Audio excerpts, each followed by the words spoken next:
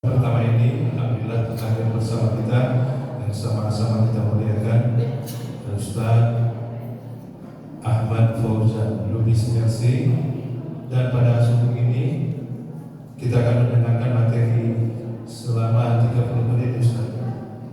Insyaallah nanti sekitar setengah 7 selesai materi, kemudian kita bebas tanya jawab seputar materi boleh, seputar fikih yang dibawakan Ustaz boleh, dan seputar ilmu yang lain pun boleh, mau tasawuf, tauhid dan lain sebagainya.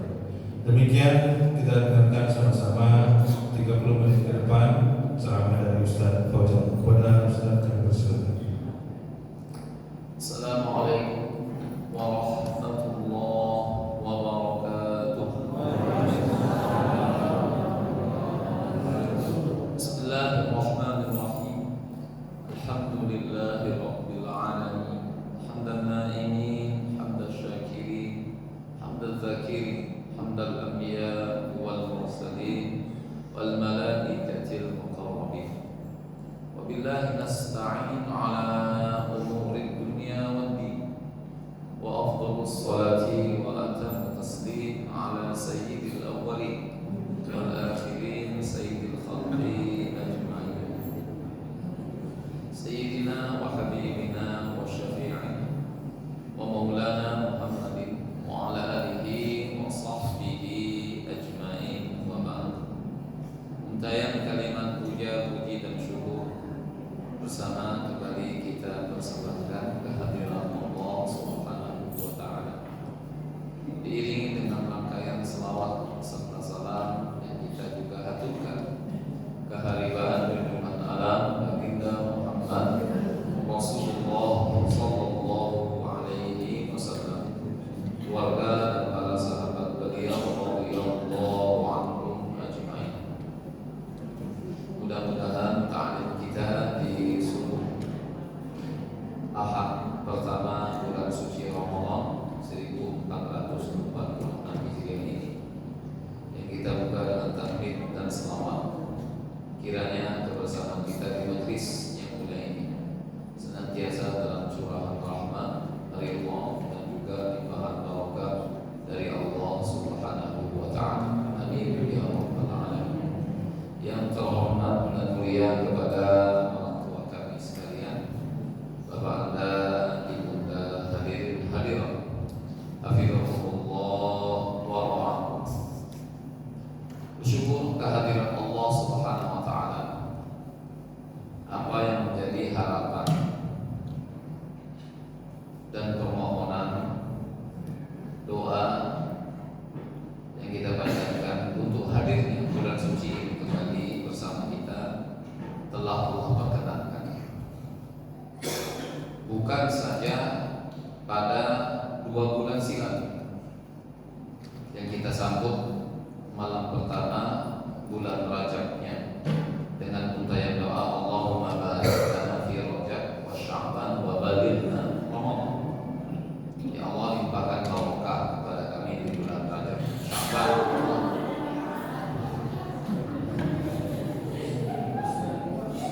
serta cepat besar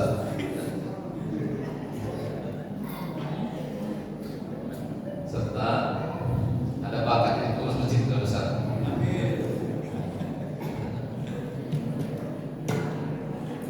Ya Allah, limpahkan barokah kepada kami pada bulan Rajab dan Sya'ban yang akan datang berikutnya, dan juga sampaikan kesempatan kami untuk bertemu dengan Ramadan kembali.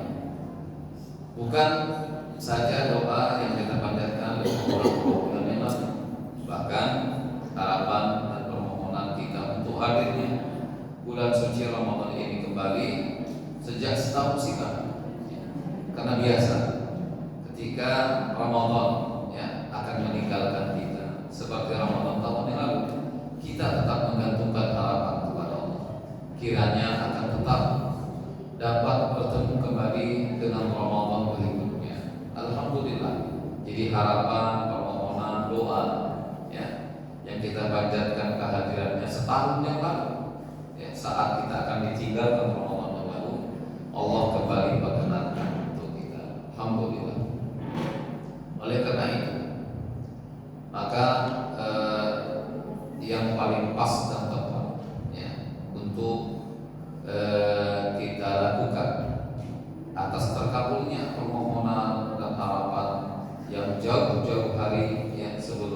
tahun yang lalu.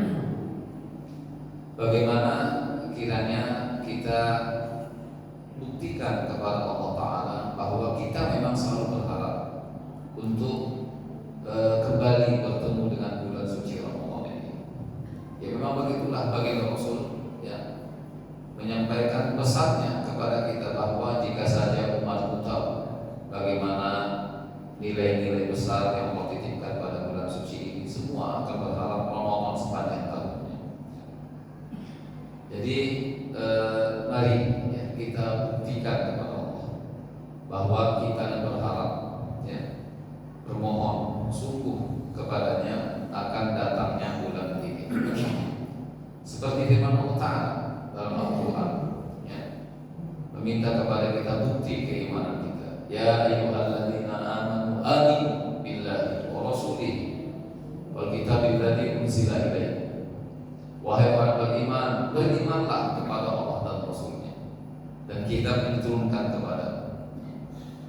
Apa maksud beriman kembali?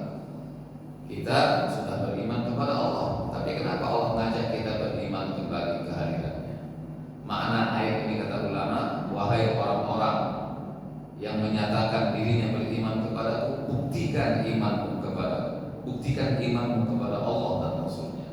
Begitu juga seakan-akan kita minta kepada Allah untuk kiranya bisa bertemu lagi dengan bulan suci Ramadan ini. Allah sekarang pada gilirannya minta kepada kita, buktikan bahwa kalianlah yang minta datangnya kembali bulan suci ini.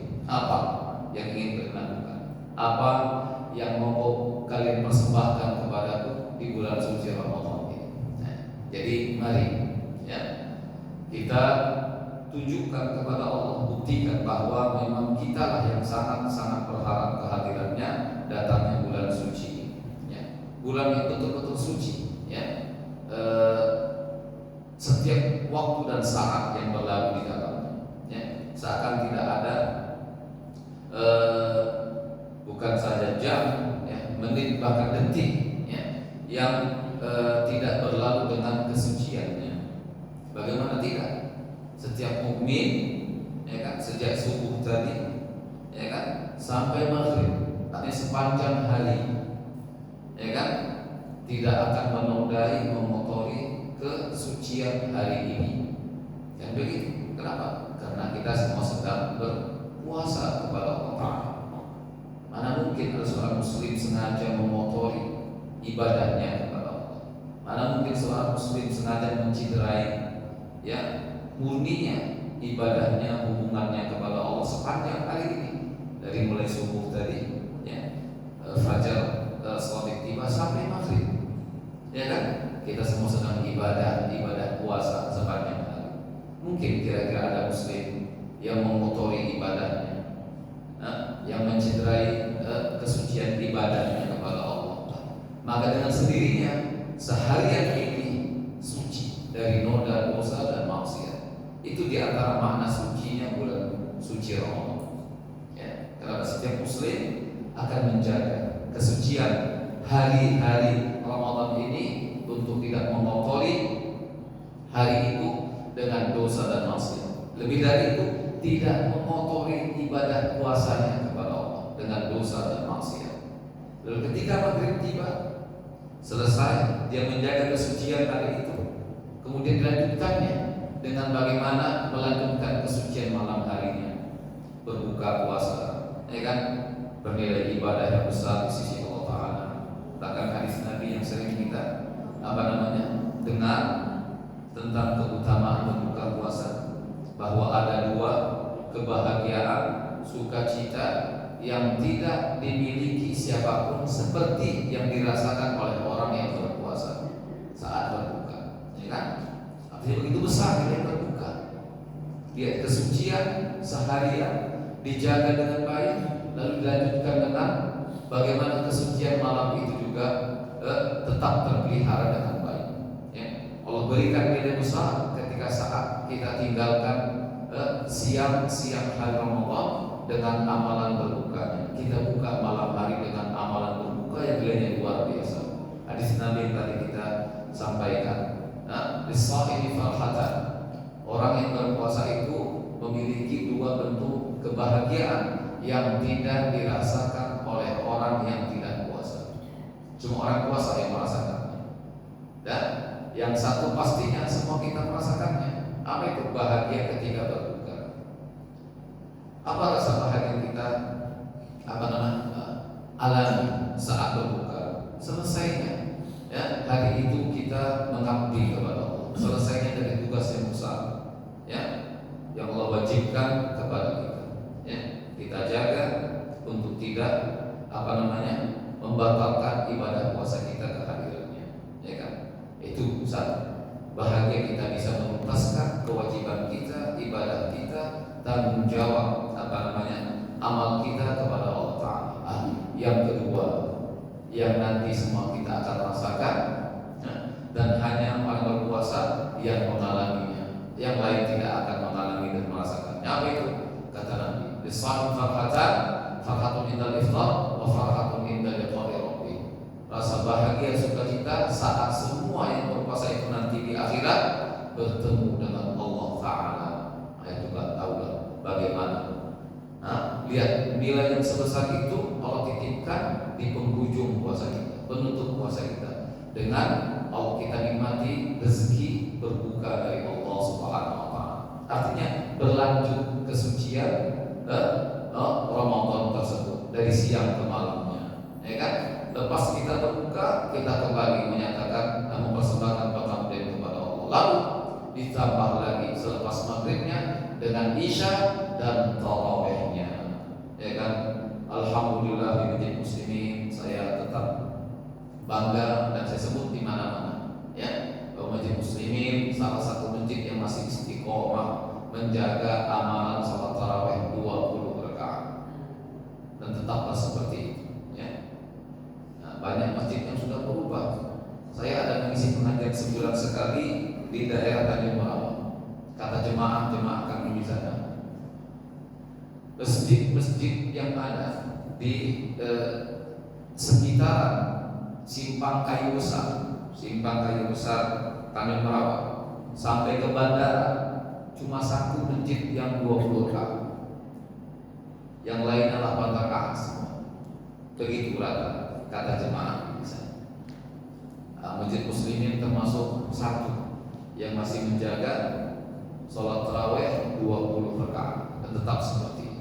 Yang begitulah sunnahnya, ya, kita dapati dari sejak salafus saleh kita, generasi umat Islam pertama, para sahabat Nabi, tabi'in, atba'ut tabi'in dan seterusnya, generasi demi generasi Islam setelah sampai saat ini. Ya.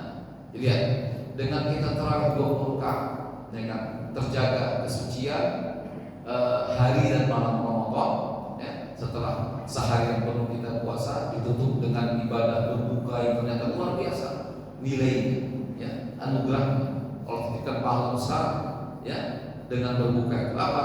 Janji Allah untuk bertemu dengan, janji Allah untuk bertatapan dengan kebesaran dan keagungan. Nah, kita lanjutkan dengan maghrib, isya dan tarawihannya, sehingga kesucian tetap terjaga. Lepas tarawih, alhamdulillah sebagian masjid-masjid kita masih menjaga amalan tadarusan. Walaupun ini sudah sepertinya saya lihat, saya tanya, saya amati di jemaah-jemaah sedikit mulai memudar, ya, tadarusan bapak-bapak, ya, apakah selepas subuh dan biasanya selepas sholat tarawih ini hampir tak ada, satu dua masjid yang masih menjaganya. Nah, kalau dekat-dekat kita di sini di Jalan Karya Cilincing, Masjid Al-Fajar itu masih mengamalkan tadarusan setiap malam tarawihnya. Tapi masjid-masjid yang lain di sekitar kita sinilah, Medan Barat, Medan Batisa, hampir tak ada. Nah, lihat, jadi setelah seharian dengan ibadah puasanya terjaga kesucian hari itu, ya, dilanjutkan dengan amalan di malam hari Ramadannya, tadi berbukanya, maghribnya, isyanya, tarawehnya, tadarusnya terjaga di sekian malam itu. Dan pada akhirnya dia rehat untuk siap azam berniat kembali menjalankan ibadah puasa esok harinya. Bangun sebelum subuh, ya kan? Dengan sahur yang juga bernilai ibadah, ya? Dan sedikit mungkin rakaat mengiringi sahurnya dengan tahajud. Lihat, 24 jam kita lihat, ya, bagaimana terapan apa yang saya sampaikan tadi, dari mulai sahur sampai sahur kembali terjaga kesucian siang dan malam Ramadan. Inilah diantara makna bulan suci Ramadan. Itu dia tanpa kita sadari, dengan rahmat Allah, kasih sayang, hidayah dan inayahnya, terjaga hari dan malam Ramadan dengan kesuciannya. Kita jaga tanpa kita sadari dengan ibadah puasa kita dan amal-amal sunnah penyertanya di malam hari. Jadi gak ada bulan seindah Ramadan, seagung Ramadan, sesuci Ramadan. Mana ada bulan lain Tuhan wajibkan kepada kita puasa 1 hari saja, 1 hari. Mana bulan apa ada kewajiban puasa 1 hari? Semua kita umat Islam dipanggil Allah Ta'ala. Ya ayyuhalladzina amanu kutiba alaikumusiyam yauman fi kulli syahrin. Nah, mana ada ayat macam begitu? Wajibkan puasa 1 hari aja di bulan Muharram atau di bulan Shawwal, Rabiul Awal, Rabiul Tsani, Dzulhijjah, bulan mulia. Enggak ada. Tak ada kewajiban puasa 1 hari saja dalam sebulan. Ramadan 30 hari non-stop tanpa kelam 1 hari. Wajib puasa. Semua yang beriman kepada Allah Ta'ala dipanggil untuk ibadah. Lihat bandingannya. Sucinya Ramadan, agungnya Ramadan. Apa kata para ulama? Pahala wajib tidak akan bisa diimbangi, bahkan didekati dengan nilai amalan sunnah. Tak akan bisa. 1 hari kita puasa wajib Ramadan hari ini, 1 hari puasa wajib Ramadan yang kita lakukan, persembahkan kepada hari ini, tidak akan bisa diimbangi dengan 1 juta puasa Senin Kamis. Dan kira-kira gimana kira-kira bandingannya? 1 hari ini kita puasa dari subuh sampai maghrib, dan tidak akan bisa diimbangi dengan 1 juta puasa Senin dan Kamis. Seumur hidup Senin Kamis kita akan bisa diimbangi hari ini nilai ibadah puasa. Kenapa? Berbanding antara sunnah dan wajib.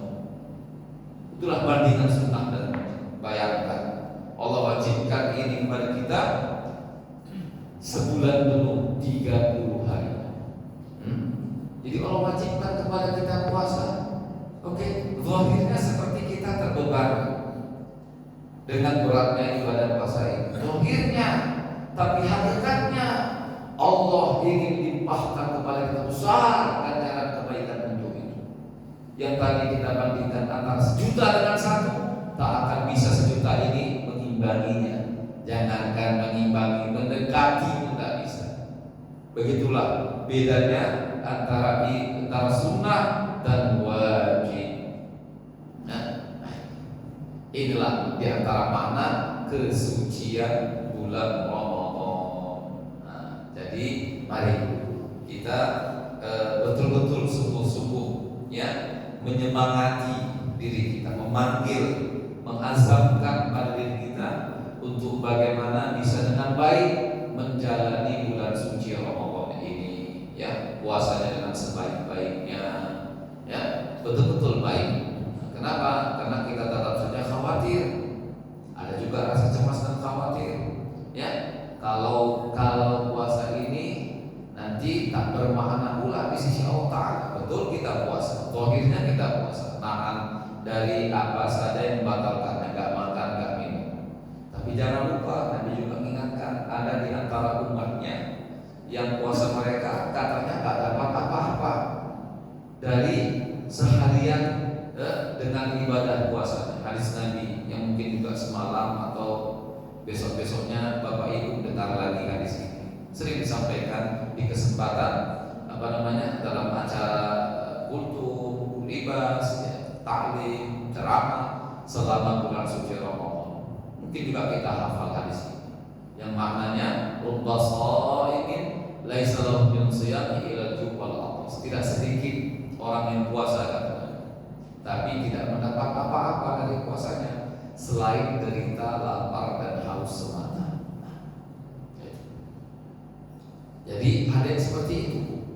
Rasul sebut di antara umatnya puasanya tidak membuahkan nilai kebaikan. Yang diperoleh oleh bersangkutan cuma apa yang dirasakan dan dialami. Apa? Lapar, haus, cuma itu. Gak lebih daripada itu. Itu kata Nabi. Jadi ini yang tadi kita sampaikan di awal. Mari kita buktikan kepada Allah bahwa kita yang memang betul-betul sungguh berharap datangnya bulan suci ini, sehingga puasa yang kita persembahkan kepada Allah bukan puasa yang nantinya tidak bermakna di sisi Allah, tidak mendapatkan raihan nilai yang kita harapkan. Terhindar dari tadi puasa dengan lapar dan haus semata.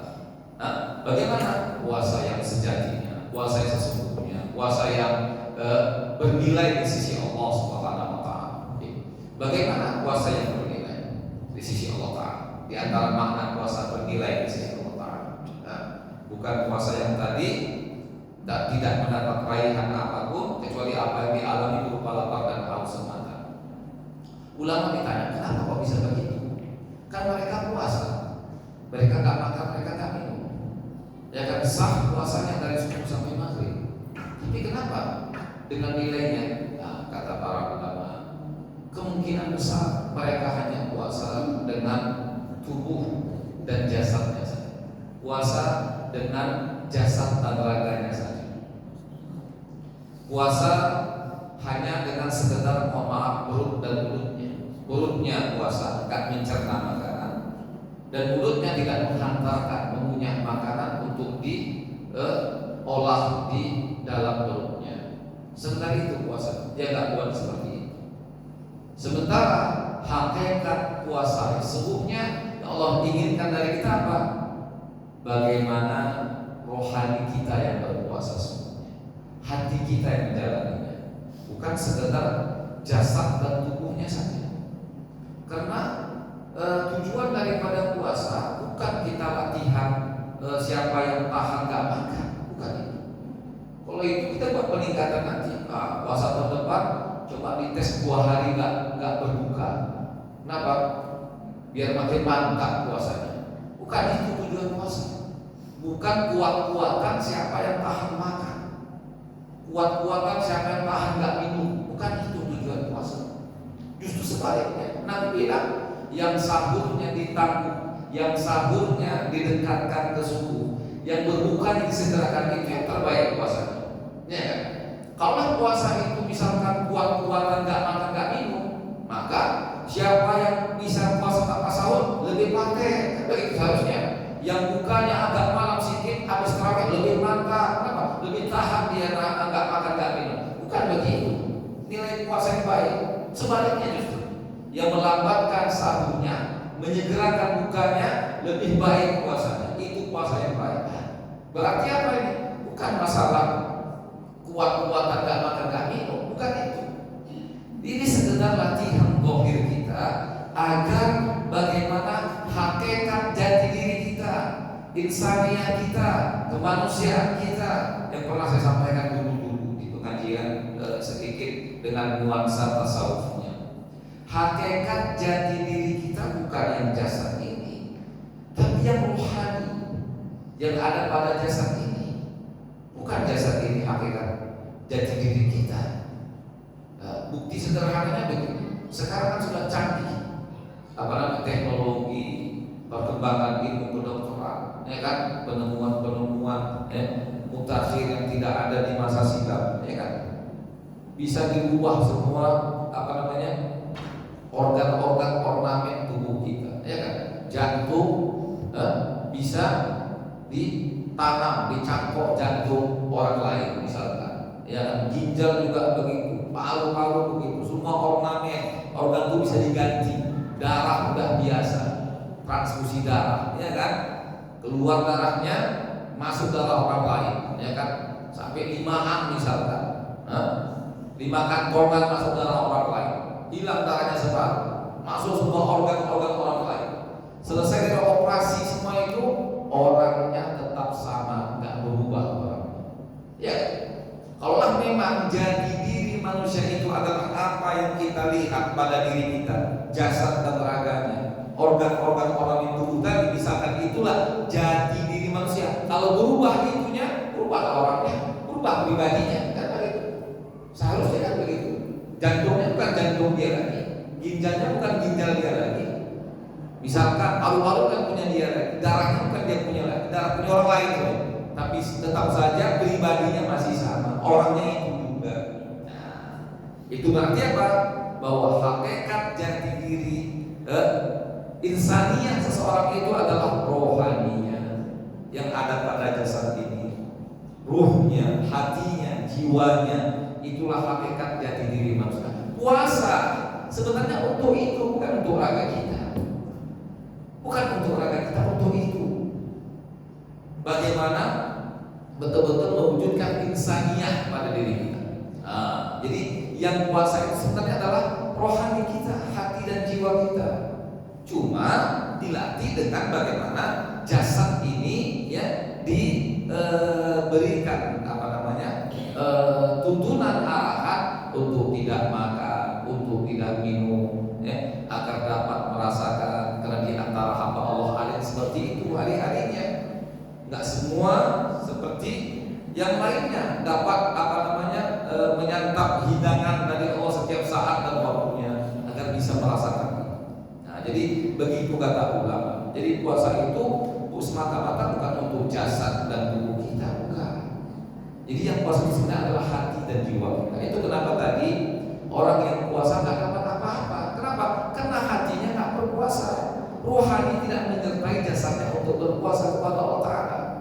Kenapa begitu? Dia puasa, oke, perutnya puasa, mulutnya puasa, tidak batal dengan mengunyah dan mencerna makanan, oke, nggak batal.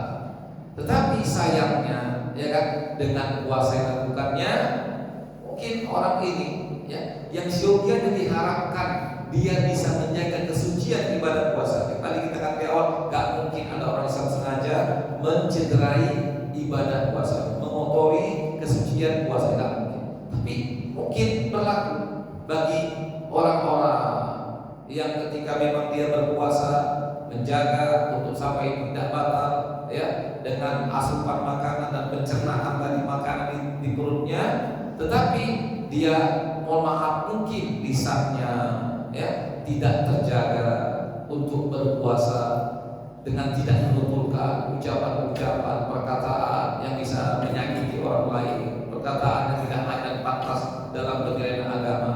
Kemudian penggunaan indera lainnya, pandangan, pendengaran dan sebagainya. Nah, di mana semua ini, ya, dapat tadi mencederai amalan puasanya, mengotori kemudian ibadah puasanya.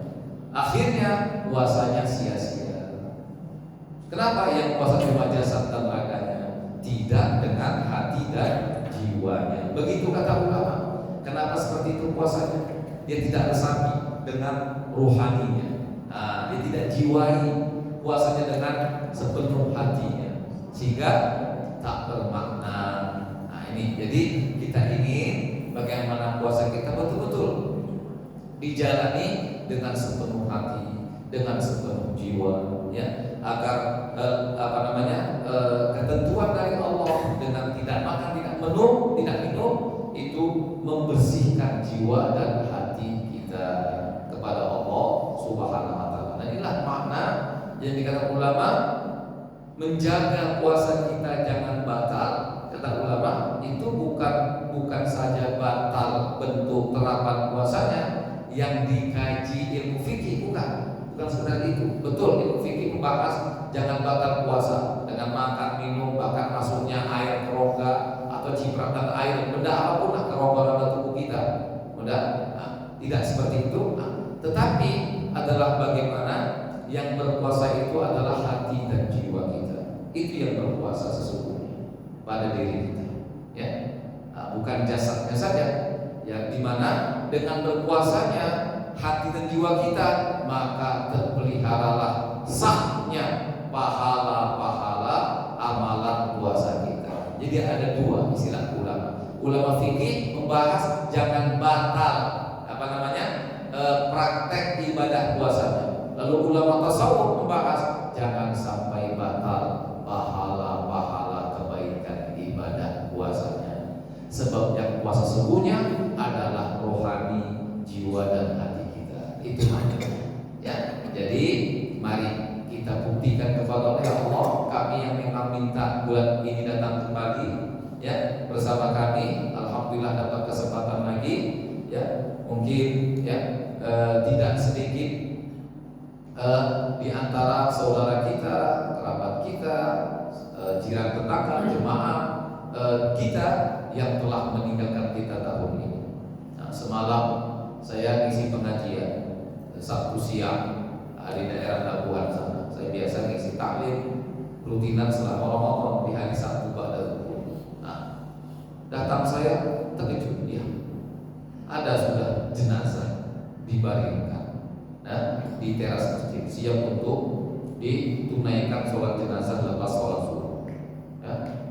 Di mana katanya bapak itu sehat-sehat, orangnya sebelumnya meninggal ketika menjelang sahur semalam. Akhirnya gak sempat merasakan satu hari puasa tahun 1446 Hijriah, sehari gak sempat. Menjelang sahur meninggal dunia. Kami sholatkan subuh, sehat walafiat sebetulnya. Bayangkan, nah, satu hari semalam nggak sempat. Nah, kita masih dapat kesempatan lagi, ya kan? Kita sudah di hari kedua ini, alhamdulillah, ya kan? Nah, jadi oleh itu mari kita buktikan kepada Allah, ya Allah, kamilah memang yang setahun silam sudah memesan untuk bisa bertemu dengan Ramadan berikutnya seperti hari ini. Kami ingin buktikan kepada-Mu ya Allah dengan azam kesungguhan hati kami bahwa inilah kami hamba-hamba-Mu yang kembali menunaikan ibadah puasa sebaik yang kami bisa. Puasa tidak dengan raga dan fisik saja, puasa tidak sekedar mulut dan mulut saja, tapi berikan kami kekuatan, kemampuan dengan kasih sayang-Mu untuk bisa berpuasa dengan segenap hati dan jiwa kami, agar puasa ini baik bernilai di sisi-Mu, tidak batal pahala-pahala dan kebaikannya. Ini yang mana sucinya bulan Ramadan. Oke, ini temanya umum lah, kita katakan motivasi saja untuk bagaimana kita lebih memberikan makna kepada bulan suci Ramadan kita, ya. Habis sudah waktunya 6:30. Jadi kata Bang Safar tadi, materi kita singkat saja, selebihnya mau sampai jam 7, jangan jam 8, jam 7 aja. Ya, jam 7 juga sih boleh lah. Kalau memang banyak kali mau kita diskusikan silakan. Saya kembalikan kepada jemaah, Bapak Ibu silakan, ada kata ada yang mau kita diskusikan, mungkin seputar materi kalau ada, tapi seputar Ramadan atau fikih secara umum. Lebih umum lagi, apapun yang namanya kajian keislaman silahkan kita tanyakan, diskusikan bersama dalam kesempatan ini. Silakan, tafadhol. Ibu silakan. Nah, ibu-ibu ini soalnya ini kan nggak ada nih kan. Nanti pas saya mau pulang kasih ada. Nah, ya kan. Nah, jadi sebelum pulang coba tanya saya kan. Silakan. Suka haji. Tadi ada Pak Safar kan suka haji. Suka haji. Masalah fikih secara umum suka haji. Masalah apa saja? Ini kan biasanya masalah fikih ibadah kan, fikih ibadah, fikih muamalah apa? Fikih muamalah, fikih munakahat, fikih ahwal saksiyah, masalah apa namanya rumah tangga muslim, dari mulai pernikahan, perceraian, warisan, silakan apa saja tanya, muamalah, jual beli, transaksi dan sebagainya silakan. Fikih Islam gitu, ya, fadhol. Ayo Bapak Ibu ingin ditanyakan? Miss. Ya. Ayo Bu silakan. Nanti kalau nggak ada jangan tanya lagi habis habis tausiah. Dicegah Ustaz. Ada dicegah dari mana? Karena cegah punya tujuan juga cegah awal. Ditawar ini kan. Silakan. Ibu Bapak. Silakan Bu. Ustaz, Yuk. kalau kita mau membayar fidyah puasa orang tua kita yang udah meninggal, kalau nggak disorong-sorong itu boleh Ustaz? Kita tunjukkan aja untuk seseorang gitu. Ya. Oke. Jadi di tengah masyarakat kita ada istilah fidyah sholat dengan cara sorong-sorongan beras. Sorong ya, biasa 100 kilo biasanya, 100 kilo biasanya ya. Disorong. Oke. Kira-kira gimana pandangan kita tentang fidyah beras? Begini, prinsip dasarnya fidyah itu hanya berlaku untuk puasa. Oke, cermati penjelasan dari saya. Fidyah itu prinsip dasarnya hanya berlaku untuk puasa. Itu pun fidyah yang berlaku untuk orang yang kaitan kepada ibadah puasa, untuk orang yang memang ketika datang bulan suci Ramadan yang bersangkutan tidak mampu melakukannya karena kondisi dan keadaan dirinya. Dua biasanya, yang nggak butuh dua sosok. Yang pertama, seseorang dengan faktor lanjut usia, tua, sepuh, tak sanggup lagi puasa. Karena lanjut usianya, mungkin 90, 80. Tapi tadi bukan usia 80, bukan mesti 80-nya, enggak, bisa saja ada 80 lebih masih sanggup puasa, tetap wajib puasa. Tapi ada orang karena faktor usia, ya lanjut usia, manula lah kita katakan. Lalu dengan kondisi itu dia nggak mampu puasa. Dengan demikian maka orang ini ya gugur kewajiban puasanya, tapi diwajibkan untuk bayar fidyah pengganti puasanya. Setiap harinya 0,7 kilogram makanan pokok yang dia biasa konsumsi. Kalau kita di sini beras ya beras. Mungkin orang di luar negeri sana gandum ya gandum. Mungkin ada yang lain dengan yang lain lain pula lagi. Terserah apa nih makanan pokok hari-hari. Perharinya 7 ons lebih kurang. Nah itu setiap hari. Jadi kalau misalkan sebulan penuh kita kata 30, belum 1 kilo lah. Itulah yang dia tebus sebagai fidyah pengganti puasanya. Kenapa? Yang bersangkutan tak sanggup puasa, tak bisa lagi puasa. Dan kapan saja Ramadan datang. Itu yang pertama. Yang kedua, enggak, usianya enggak lanjut. Bukan faktor usia. Bukan faktor keuzuran diri dengan usianya yang sudah sepuh. Enggak. Jadi siapa? Orang yang enggak mempuasa karena kondisi sakit dia. Sakitnya istilahnya menaun begitu. Nah, divonis dokter, oh ini bapak nggak boleh, ibu nggak bisa lagi, tinggal mesti makan obat. Pokoknya sehari 3 kali makan obat, nggak bisa tinggalkan, dan nggak bisa lagi puasa ini, nggak mungkin kan? Andai kata dapat vonis seperti itu, nah, dari dokter yang ahli pakar muslim juga khususnya, maka orang ini gugur kewajiban berpuasa, digantikan dengan fidyah. Nah ini beda dengan kondisi orang sakit biasa. Kita yang sehat-sehat ini misalkan alhamdulillah nggak jangan sampai, misalkan sehat-sehat sakit 2-3 hari nggak puasa, itu beda. Itu tak pakai fidyah, digantikan di hari yang lain nanti kalau kita mampu. Ketika kita bisa udah sehat balik, udah hilang sakitnya, normal lagi puasa, digantikan puasa. Kalau yang 2 tadi tak akan diganti lagi sampai mati, begitulah mereka, nggak ada lagi puasa, gugur puasa. Mereka gantikan hari-hari tidak puasa dengan fidyah. Jadi fidyah itu untuk itu hakikatnya, untuk orang seperti itu. Nah, ditambah satu, kasus wanita hamil dan menyusui, yang karena itu dia nggak puasa, ditambah. Oh, tapi kata Ustaz tadi 2 yang fidyah, betul. Kenapa pula wanita hamil sama mengandung, di mana gara-gara hamil dan kandungannya dia nggak puasa, fidyah juga? Nah, begini. Untuk yang hamil ini bedanya sama yang tadi. Kalau yang tadi yang tua, manula, sakit, menaun, nggak bisa lagi puasa, gugur sama sekali puasanya, cuma fidyah saja. Tapi kalau ibu hamil dan mengandung, karena itu dia nggak puasa, dia nggak gugur puasanya, sekedar dia tidak wajib puasa saat mengandungnya dan hamilnya. Tapi nanti kalau sudah selesai, dia tetap wajib mengqadhonya dan juga dengan fidyah. Hari-hari yang ditinggalkan dengan puasanya. Misal begitu.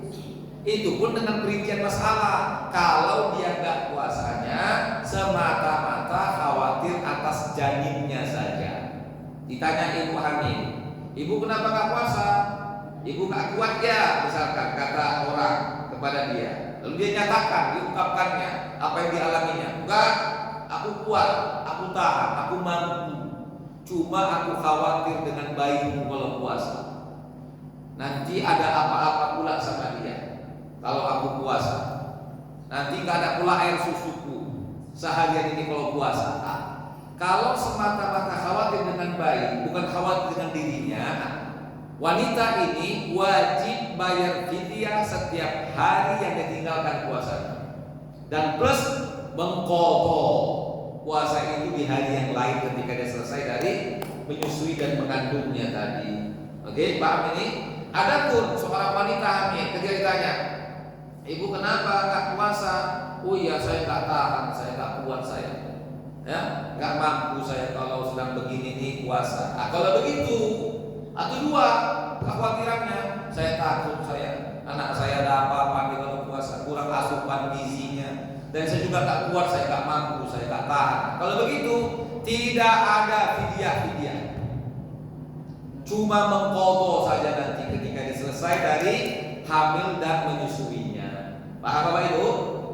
Bedanya sama yang tadi. Nah, kalau yang tadi yang tua renta tadi, manula, orang sakit menaun, kata dokter nggak bisa lagi kayak gitu tuh gugur sama sekali, nggak ada qadha lagi sampai mati tidak diqadha.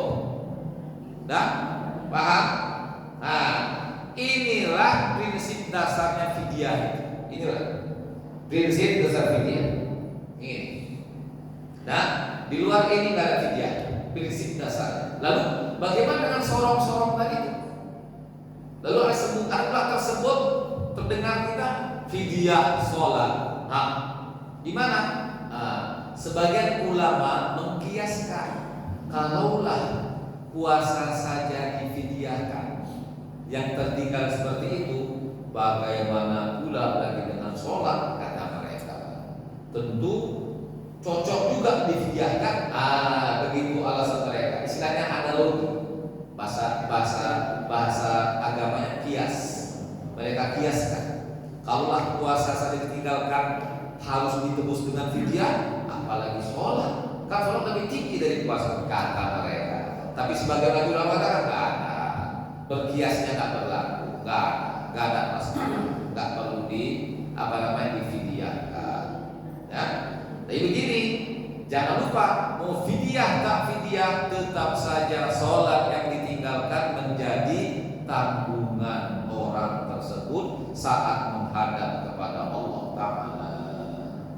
Tetap jadi tanggungannya. Jadi macam mana menyelesaikan masalah itu? Itulah yang kita sebut dulu.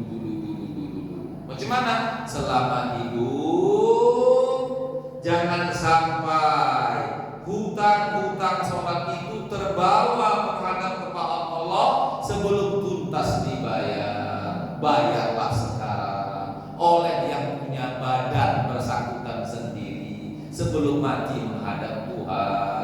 Ini yang kita maksud dulu, wajib mengqadha sholat yang ditinggalkan dengan sengaja dulu.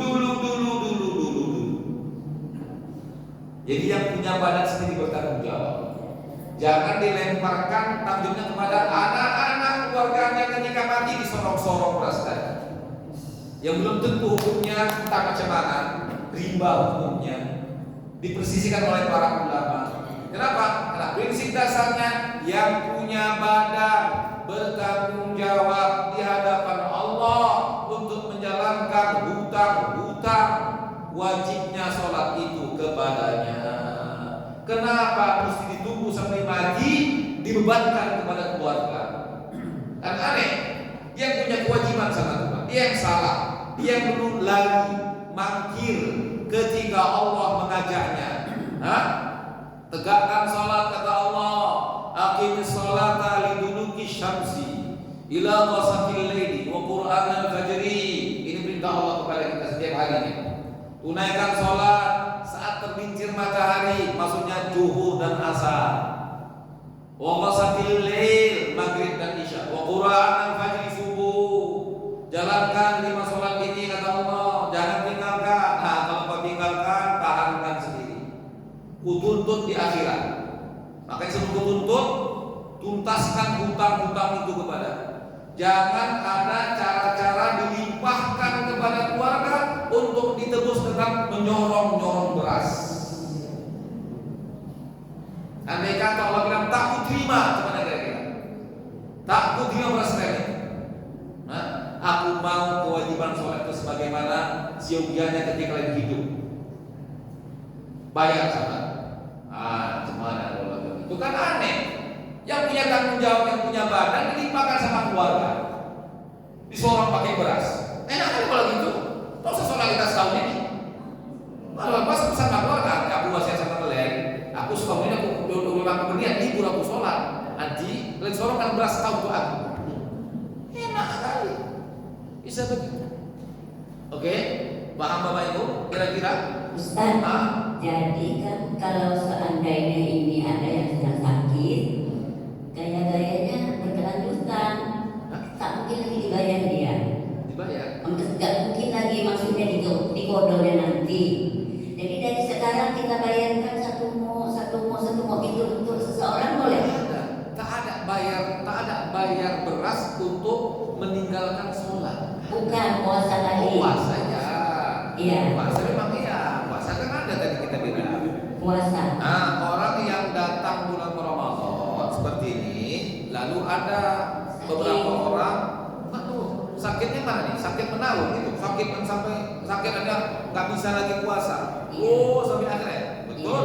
Itu tadi kan ada dua, saya katakan ada 2 sosok hamba Allah yang tak mampu lagi puasa seumur hidupnya sampai mati. Siapa dia? Yang pertama, orang yang tua renta lanjut dengan usianya. Nah, tapi tadi ini bukan semua orang tua, tergantung kondisi masing-masing. Ada tadi yang ada 70, mohon maaf saya, 70, baru 70 ya, 70, tapi udah renta penampilannya, tak sanggup dia puasa. Sementara ada 80 lebih masih oke lagi. Nah, masih oke lagi. Masih bisa bergerak lagi. Saya jumpa sama dan jemaah kami 85 masih bisa bawa mobil dalam kota, luar kota apa ini? Dalam kota masih bisa.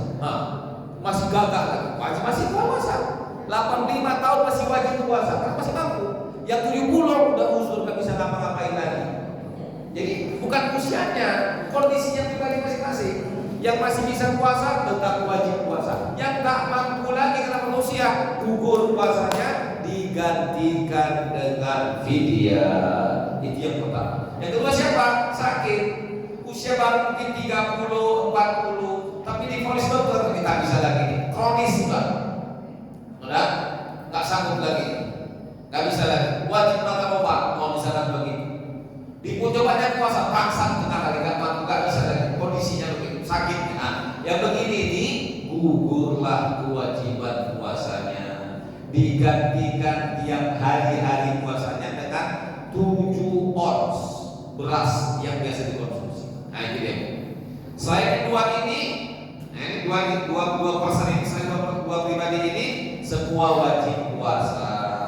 Kalau ada yang sakit 2-3 hari, kami seminggu, nggak apa-apa, puasa dan tak perlu bayar fidyah.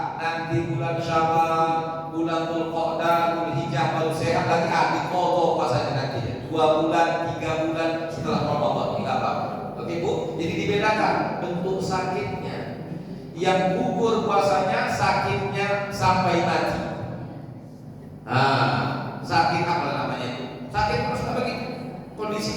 Ada pun yang sakit sehat, itu tak apa, nggak wajib. Itu tidak ada kewajiban untuk fidyah, hanya wajib mengqadhonya saja. Jadi boleh kan Ustaz seharian tiap hari kita bayar? Kenapa tiap hari? Maksudnya biar Ramadan aja lah. Gaya-gayanya 30 hari. udah lama kali, umurnya udah 73. Gaya-gayanya menakut apa lama? Berapa lama ditinggalkannya puasanya? Dari mulai puasa tadi yang semalam. Tahun-tahun sebelumnya gitu? Enggak, tahun ini. Nah, ya udah sampai tiap hari dibayar. Ketika Ramadan aja dibayar. Kan 2 hari ini ya. Baru 2 hari ini. Iya. 2 hari dibayar. Jangan waktu bulan Sya'ban dibayar juga. Lu bilang tiap hari. Ini sekarang sedang sakit. Maksud saya membayarnya tiap hari. Jadi nggak puasa bayar. Iya, memang begitu. Boleh. Jadi gini, cara bayar fidyah macam mana? Cara bayar fidyah. Dek, yang ibu sampaikan itu yang pas sebetulnya. Bayarnya per hari. Hari ini nggak puasa, serahkan 7 orang ke paket miskin. Besok nggak puasa, 7 orang paket miskin. Begitu. Atau bisa juga diakumulasikan. Sebulan dibayar begitu. Di akhir nanti ketika menjelang Syawal atau di awal Ramadan boleh juga. Begini. Misalkan ya, ada yang orang tuanya nggak bisa lagi puasa. Udah sepuh dengan usianya 80, 90. Udah dibayar fidyahnya ini sekarang ini sebulan. Dibayar sebulan. Boleh. Selesai. Atau nanti dibayar di akhir. Biasanya kita begitu. Orang-orang biasanya fidyah ini sepaket dengan zakat fitrah biasanya. Di ujung dibuat. Oke? Bisa. Yang afdol yang ibu buat. Setiap hari dibayar. Hari ini nggak puasa, bayar nanti. Mau maghrib bayar, habis maghrib bayar. Cari pakai miskin, kasih 7 orang. Besok begitu juga, kasih 7 orang lagi. Besok begitulah sampai berakhirnya Ramadan. Oke Bu? Pakai. Saya pikir tadi tiap hari Saban itu buat juga Saban. Ini aja Ramadan ini aja Ramadan untuk Ramadan saja. Kenapa? Ini fidyah puasa, bukan fidyah sholat. Tadi kita katakan fidyah sholat. Jumhur ulama mengatakan tidak berlaku fidyah sholat. Tapi kalau mau dibuat silahkan saja. Wallahu a'lam. Pak silakan Pak. Assalamualaikum. Waalaikumsalam. Ini saya mengatakan masalah witir, Pak. Witir itu kan cabut ibadah. Jadi kita tarawih kan? Apakah sebagusnya kita ikut witir langsung atau nanti aja waktu kita sholat tahajud, baru kita witir. Kalau kita sudah witir, nanti tahajudnya belakangan padahal witir bentuk ibadah gitu kan. Sudah itu yang kedua, ini bagaimana Ustaz bekerja berat. Pas bulan nih, tiap puasa dapat kerjaan dia, kalau nggak bulan puasa nggak dapat. Jadi kerja berat tapi dia masih muda, gagah, masih muda dan sehat. Tapi dia nggak sanggup puasa karena kerjanya. Nah, jadi gimana Ustaz? Assalamualaikum warahmatullahi wabarakatuh. Oke. Ustaz, sebelum Dia. satu pertanyaan Iya. Pak Adim, 20 menit. Ah. Ya kan? jadi mohon Ustaz singkat-singkat aja. Ini ada lagi Pak, cuma kalau pemenangnya nanti jam 10 siang. Ya kan? Silakan Ustaz. Iya. Oke. Pekerja berat. Bagaimana pekerja berat? Begini, pekerja berat boleh tidak puasa kalau memang dia betul-betul tak sanggup lagi. Pekerja berat tadi. Begini maksudnya.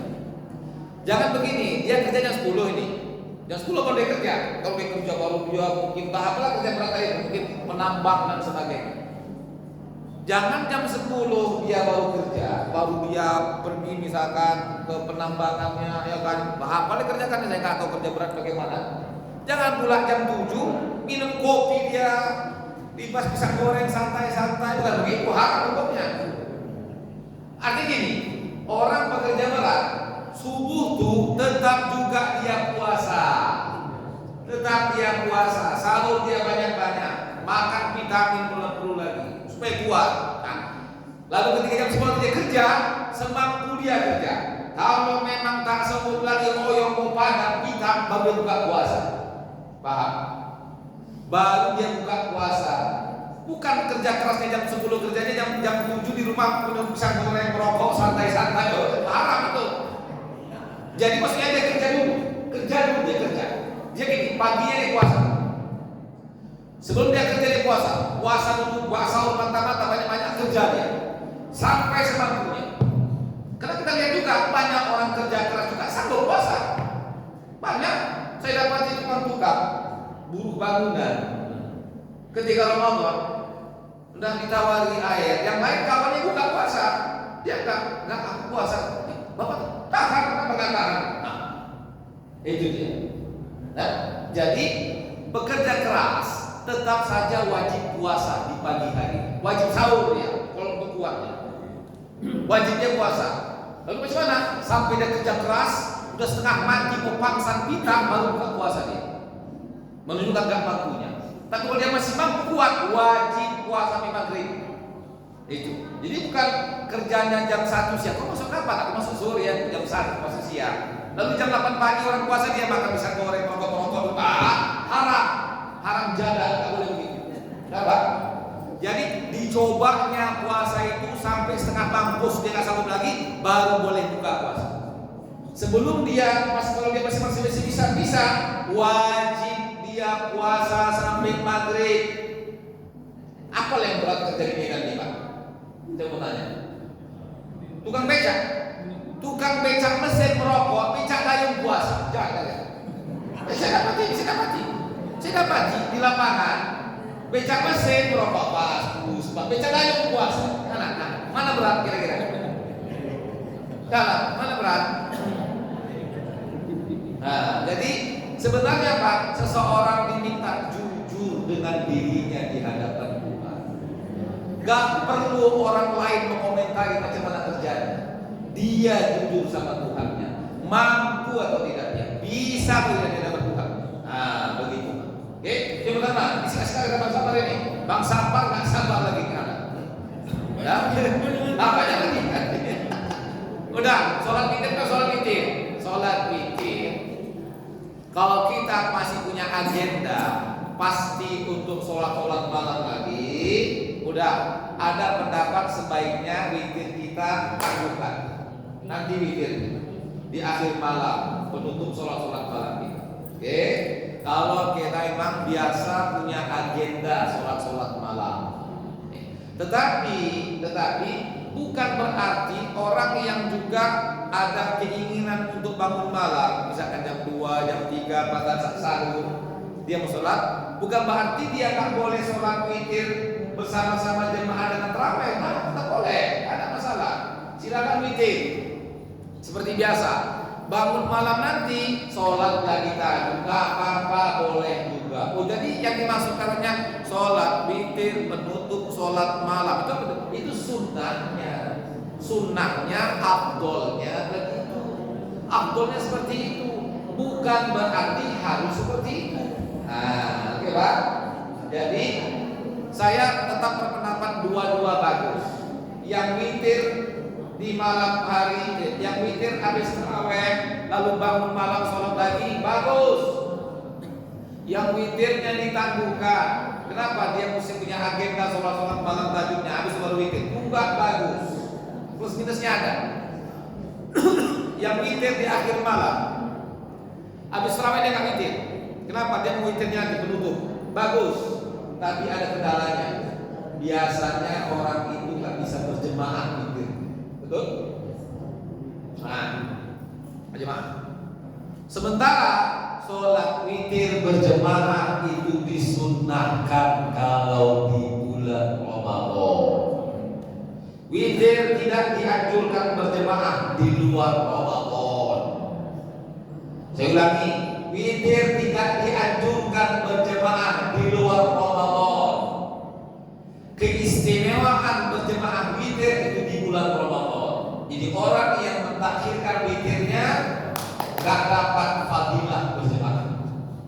Itu dia kalahnya, itu minusnya. Tapi plusnya dijadikannya witir penutup sholat malamnya. Nah, yang witir setelah tarawih dia dapat fadilah berjemaah mengerjakannya, tapi luput sebagai penutup sholat malamnya. Dua-dua bagus, dua-dua baik. Silahkan yang mana mau dipilih di antara dua-duanya. Oke? Oke Pak? Nah, singkat aja Pak. Biar Kak. Bang Salam. Apa itu? Oh. Assalamualaikum warahmatullahi wabarakatuh. Ini kalau Bapak yang bertanya dapat satu, yang menjawab tak pula satu ini. Nggak bisa gitu tak imbang lah itu. Kamu juga suruh bau ini terbarat nih kan. Nah, Ini mengenai pertanyaan ini Ustaz. Jual beli yang bertempo. Contoh seperti ini Ustaz. Ada tanah produksi produktif, berarti sawah 4 hektar. Kalau kita teruskan harganya kurang lebih sekitar 300 juta. Tapi hasil kita teruskan 4 hektar ini dijual itu 300 juta. Tapi sama pemilik tadi kan jual beli yang bertempo. Dia dijual selama 2 tahun 50 juta. Tapi kan selama 2 tahun tadi dia beli lagi dengan catatan seperti itu. Tapi selama 2 tahun tadi pembeli tadi bisa mengerjakan sawah tersebut. Secara hukum fikihnya seperti apa Ustaz? Gini, misalkan Pak Sapar punya usaha 4 hektar, seharga 300 juta. Seharga senilai 300 juta. Dijual saya dengan tempo 2 tahun. Dengan harga berarti dibayar aksuran. bukan dengan harga 50 juta. 50 juta. Dengan catatan 2 tahun Pak Sapar mau beli lagi, mau beli balik. Maksudnya jual beli tapi mau dibeli balik kan? Jual beli bertempo, ada temponya. Saya jual 50 juta, nanti 2 tahun saya beli lagi 50 juta. Ya itu ada, ini ada istilah seperti itu. Apa adanya tetapi ada istilah seperti itu. Jadi saya melihat secara hukum fikihnya seperti apa. Tapi selama 2 tahun tadi kita bisa mengerjakan soal tersebut. Gini, sebentar, saya coba kita satu-satu dulu. Kita runut dulu masalahnya.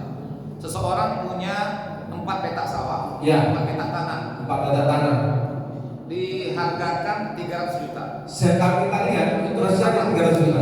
Kalau transaksi tunai, transaksinya tunai 300 juta. Oke?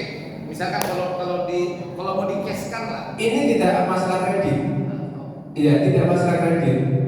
Dia jual, kalau kita tadi bilang teruskan 300 juta, tapi dia dijual 50 juta dengan jatuh tempo 2 tahun dia akan membeli lagi. Ada catatannya, ada akadnya seperti itu. Belum saya tangkap. Jadi gini, tadi ada tanah dengan nilai 300 juta. Begini, kenapa dijual 50 juta harganya? Mau jadi jatuh? Kalau kita lihat, ini kan seperti apa ya? Penyamaran pinjam apa ya? Ya, pinjam meminjam. Ini transaksinya bukan jual beli. Makanya Ustaz, makanya ini saya melihat kan seperti itu. Ada istilah seperti itu. Bagaimana secara hukum fikihnya? Apakah diperbolehkan gitu? Nggak bisa. Transaksi jual beli itu nggak bisa terikat dengan syarat-syarat lain. Saya jual kepada Anda dengan syarat Anda jual lagi kepada saya, nggak bisa begitu. Transaksi dalam fikih tidak bisa seperti itu gini. Misalkan ini saya jual ke Bang Sabar dengan harga 10.000 dengan syarat Bang Sabar jual 2 tahun lagi kepada saya, itu nggak bisa begitu transaksi. Jual beli nggak bisa begitu. Nggak boleh. Transaksi itu ya tunai dia. Pasarnya gini, ini jadi milik Bang Sabar, saya dapat pembayaran dari itu. Apakah kontan atau kredit nggak ada masalah. Tapi nggak bisa begitu. Kita dua ya Pak. Kita dua. Iya. Yang pertanyaan kan satu, masa jawab satu juga. Oke, gitu dia. Jadi nggak bisa transaksi itu disyaratkan seperti itu. Saya jual kepada Anda sekian dengan syarat Anda kembalikan penjualan itu kepada saya dengan harga sekian. Nggak boleh begitu. Nggak sah transaksinya. Begitu. Nah, makanya harus jelas saya sewakan tanah saya 50 juta, suka hati mau diolah apa, ambil hasil lahannya tapi bayar sama saya sewanya 50. Itu transaksi sewa menyewa, bukan jual beli, beda lagi. Nah, begitu. Jadi mesti jelas dulu Akarnya yang dirubah sana. akadnya yang didudukkan dulu, bukan akad jual beli, tapi mungkin akad sewa menyewa. Atau akad misalkan bagi hasil dan sebagainya. Nah, begitulah ini akad itu mesti jelas ya. Ya. Ustaz, Ya. barangkali yang disampaikan Pak Taufik itu kalau sifatnya gadai, Enggak ada. sifatnya gadai, tapi akadnya yang salah. Barangkali menurut saya. Kalau gadai berarti hutang piutang babnya. Gadai itu babnya hutang piutang, bukan jual beli. Jadi beda transaksinya. Dalam Islam, fikih Islam kita itu nggak bisa menggabungkan akad. Mohon maaf ini saya contoh sih, mohon maaf. Udah siap pagi ini. Begitu, mohon maaf salah. Jadi gini, di antara bentuk transaksi ini, satu kasus dengan dua transaksi nggak dibenarkan sama ulama. Mohon maaf saya, seperti leasing. Bagaimana leasing? Leasing itu satu akad dengan dua transaksi. Kalau lunas pembayarannya dianggap transaksi jual beli. Tapi kalau nggak lunas pembayarannya oleh oleh pembeli, oleh konsumen, dianggap pembayaran selama itu sekedar hak sewa menyewa. Ini haram, nggak dibenarkan. Bukan itu transaksi dalam Islam. Jual beli dari awal sampai akhir. Jadi leasing itu nggak boleh. Kenapa? Karena dua transaksi dalam satu akad. Jadi syogianya begini, kalau transaksi di awal itu jual beli sampai selesai tetap jual beli. Selesai tak selesai pembayaran tetap jual beli transaksinya. Macam mana? Jadi kalau misalkan akad lunas, barang itu milik bersama berdasarkan presentasi kepemilikan masing-masing. Dijual barangnya, dibagi hasil penjualan berdasarkan presentasi kepemilikan masing-masing. Begitu caranya. Ini kan enggak. Udah tinggal 3 bulan lagi, 3 tahun dibayarnya.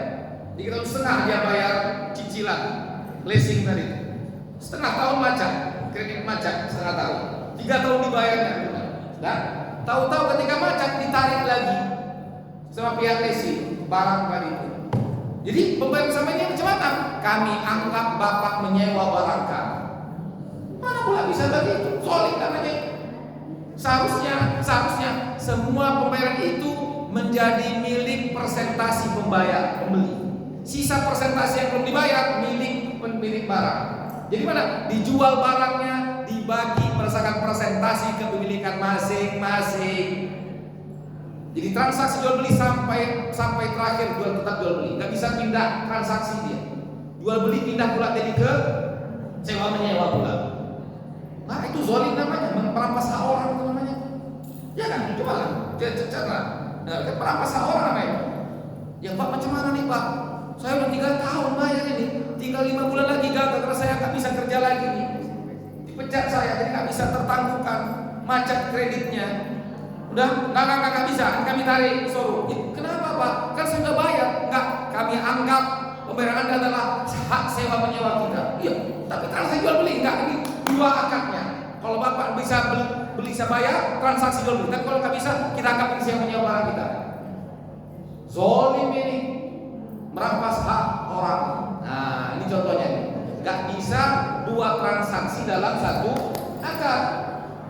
Oke, atau sebaliknya. Nah, itu contohnya. Jadi Islam ingin menjelaskan dulu masalah semuanya. Apa ini sekarang transaksi? Apa bentuk akadnya? Jual beli, sewa menyewa, utang piutang. Apa sekarang? Nah, begitulah kondisinya. Jam 7 lewat 5. Ya lah mau dipanjangin pun tak makan juga ngapain? Ya kan? Kalau makan tak apa juga, tak makan juga kita. Haus ini terawih di malam lagi, ya kan? Nanti mau ngaji ketembung lagi, ya kan?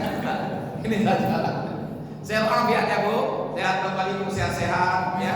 Insya Allah tadi jangan lupa ya, kita ingin bagaimana puasa kita ini ya yang terbaik, yang kita memang minta dari Allah Subhanahu wa taala untuk bisa bertemu lagi ya. Jadi kita ingin yang terbaik insyaallah, mudah-mudahan dari yang ada sebelumnya. Walaupun tetap sama, kita akan tetap berharap akan terus berjumpa dengan Ramadan berikutnya. Tetap kita akan pernah puas. Jangan lupa Bapak Ibu. Kita sebagaimana sabda Nabi, apa kata Nabi? La yashba'ul mu'min hatta yakuna muntahahul jannah. Seorang muslim tidak pernah merasa puas dengan kebaikan-kebaikan yang bisa didapatkan sampai surga menjadi tempatnya. Nah, selama hidup jangan pernah cukup dan puas dari kebaikan. Oleh karena itu, atas dasar ini kita mohon kepada Allah untuk jumpa dengan Ramadan berikutnya. Amin. Karena kita lama tak jumpa nanti nih. Bulan depan masih lebaran, tak mungkin mengaji pula. Bang Safa, saya tidak mendatang juga. Nah, jangan baru boleh raya. Nah, jadi kemudian kita jumpa 2 bulan ya. Jadi sebelum kita bisa kita jumpa 2 bulan lagi, kita mohon kepada Allah. Karena jumpa kita setelah 2 bulan lagi berikutnya nanti kita nggak jumpa bulan depan, masih lebaran suasananya, ya kan? Oleh karena itu kita mohon kepada Allah bersama-sama agar Allah tetap menghadirkan selalu Ramadan berikutnya untuk kita, ya. Kita jadi tahun depan kita jumpa lagi di bulan Ramadan seperti ini, insya Allah, ya. Jangan lupa tadi pertanyaan-pertanyaannya, ya. Begitu kita kajian selama Ramadan. Oleh karena itu saya berharap jangan ada yang mati dulu sebelum Ramadan, ya. Karena kita mau ngaji lagi, mau dibahas lagi. Banyak tadi petak-petak sawah mau dibagi-bagi. Ini sama-sama. Tidak jangan. Saya mau ulah sepetak seranting, ulah seranting sawah, paten juga lah. Ditumbung sana, dekat rumah sapi. Indah kalam kita tutup dengan Alhamdulillah, wassalatu wassalamu ala asyrofil anbiya wa sayyidina Muhammadin wa ala alihi wa sahbihi ajma'in. Rabbana taqabbal minna innaka antas samiul alim wa tub alaina innaka antat tawwabur rahim. Allahumma barik lana fi hadzal syahril karim شهر رمضان ولقنا برمضان الآتي برحمتك يا أرحم الراحمين. ربنا تقبل منا إنك أنت السميع العليم وتب علينا إنك أنت التواب الرحيم. ربنا آتنا في الدنيا حسنة وفي الآخرة حسنة وقنا عذاب النار. وصلى الله على محمد النبي وعلى آله وصحبه وسلم بفضل سبحان ربك رب العزة عما يصفون وسلام على المرسلين والحمد لله رب العالمين. تقبل الله